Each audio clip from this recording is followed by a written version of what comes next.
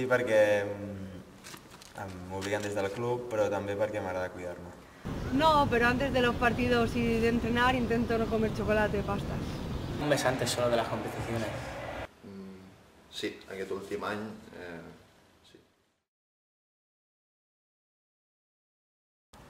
Quan puc i tinc temps m'agrada sortir, però sempre que m'ho permetin els entrenos o els partits. No puedo salir mucho porque si no luego el fin de semana no rindo. Cuando se puede y es oportuno. No.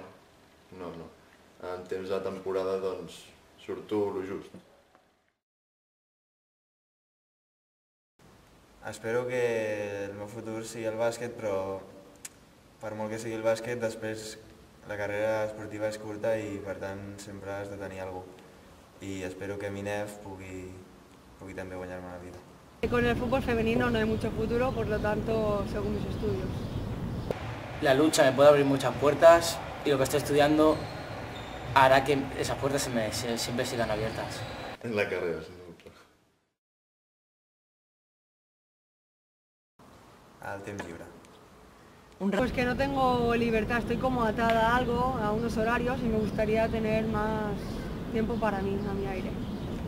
Porque no te puedes dedicar al 100% a nada, sino que debes intentar hacer lo mejor posible para las dos cosas. Però tinc menys temps que una persona que no s'hi dediqui.